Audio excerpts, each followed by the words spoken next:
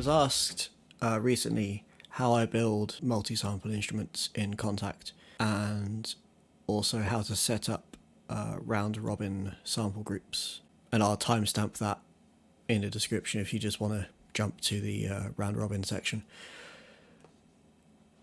So I've got a couple of patches up on the screen at the moment, and I will go through how each of them work. So this is a DX100 bass synth style patch from a particular record in the late 80s. This is sampled straight off of said record, so I won't play the actual bass line for you because it'll probably get pulled. But if I play a couple of notes, you can hear how one sample can span, in this case, 3 octaves.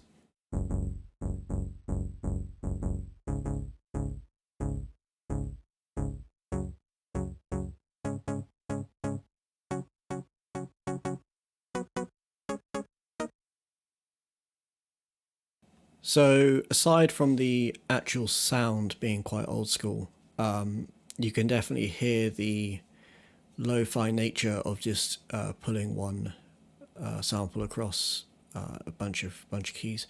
There's obviously a couple of pitch-related issues that come up. The first one is the note will be shorter depending on how high up the keyboard you're playing from the original root. In this case, the root is C3. If you don't ever know how to find the root or see where the root of any sample is, if you click on the sample region, in this case we've only got one, it'll highlight a key and it will show you up here. And you can mess around with where this is if you need to. So yeah, it's one of the first ways of getting a sample instrument out of a sound. This is, handy to know if you're dealing with an older sampler, maybe a bit of hardware that's it's only got room for a few samples. I don't know of any sampler that only has enough room for one sample, but if you've only got room for 4 or 8 samples, you can get away with an octave per sample. If we hop over to this piano patch that I actually went out and recorded this week, this is the first multi-sample patch that we're going to cover, and this gives it a very different sound. You can hear as I play up I'm not going to play all 7 octaves, I'll play up 1 octave, but you can hear the amount of response that you get.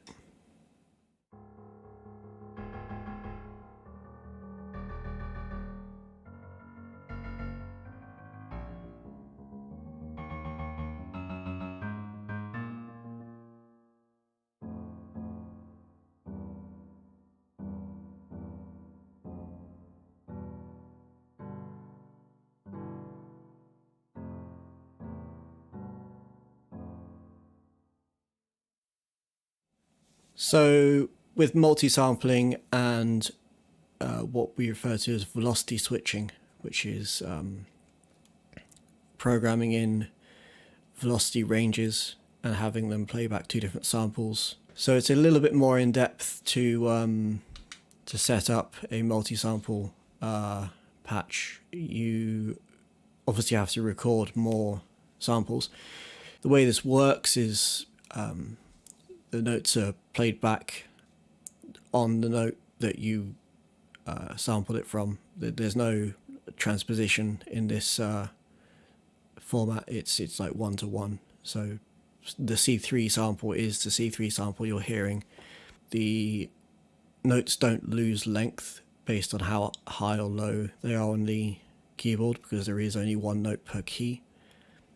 And also there's no aliasing really, unless you get into like just hardware limit aliasing, which obviously is a thing, but not so much with the actual sample itself. The velocity switching is a nice thing to have as well, because it means you can obviously have different variations based on how hard you're playing, which just adds to the feel and response of the instrument. And lastly, we have this round robin style. It's actually a drum drum machine sample instrument I put together. I don't have enough room to record actual drums in my studio, and I couldn't really think of an easier way to do this quickly, as I was only asked about this today. But as you can see, there's a few things going on here. There's 9 variations, both in velocity and actual kind of sonic variations per instrument in this drum kit. So if I pull these aside for a second, in fact, we can just get rid of them for demonstration purposes. On this round robin style, you have, well, you can have as many sample variations as you want.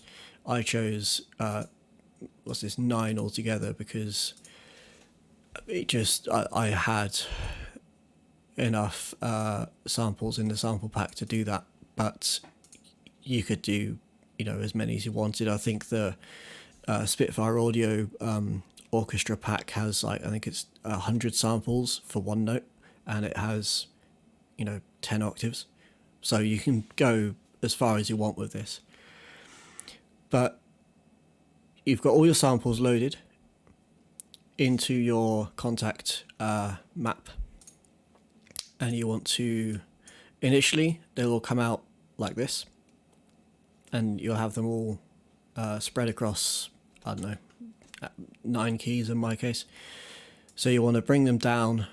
I just kind of played around with this. I originally went divided by 3, so 127 divided by 3, it's like 40, 80, 120.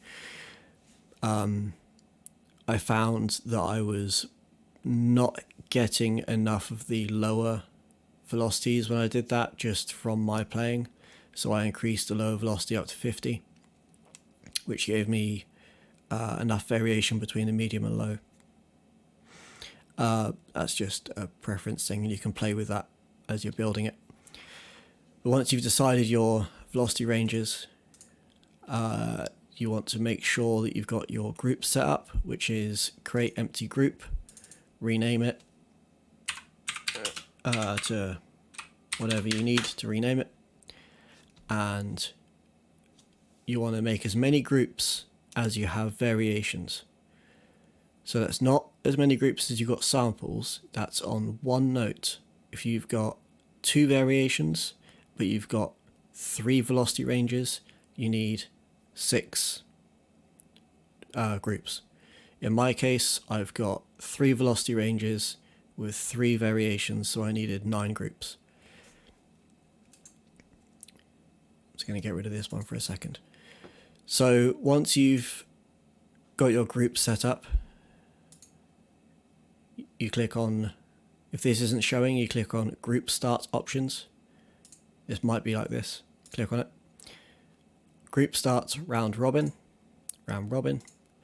and I would suggest numbering as well as naming your groups, because it makes this step a lot easier to follow. So soft 1 is number 1, soft 2, round robin, number 2, 3, 3, so on. Once you've assigned your round robin groups, right click, move to existing group, put it in a relevant group, and you should have, if you've done all this correctly in this menu here, you should have equal numbers in all of your groups. If you've got one of them that says one less than it should do and one more in another group, you'll need to go through your samples in the mapping editor and find which sample is in the wrong place. But once all of that is set, you can stack them all onto the same note, and that's your round robin setup. And you just need to do that for all of your samples, which is the time consuming bit. So now you understand the work behind putting together an orchestral multi-sampled round robin 10 octave massive sample pack that has 4 gig of samples, 100 variations per note. It takes months to sort that out, let alone record it all. So this was a very quick rundown of kind of the 3 different levels, I guess, of sampling that you can do, or sample building that you can do, going from a kind of pretty quick and easy 1-note steal all the way through to spending a day, possibly longer, depending how many samples you want and what you are sampling, with the multi-sampled round robin programming. So all the files that I've used here, all of these instruments will be linked below, and you can tear them open and learn from them, use them, whatever. I hope this answers some questions for you, and I will see you in the next video.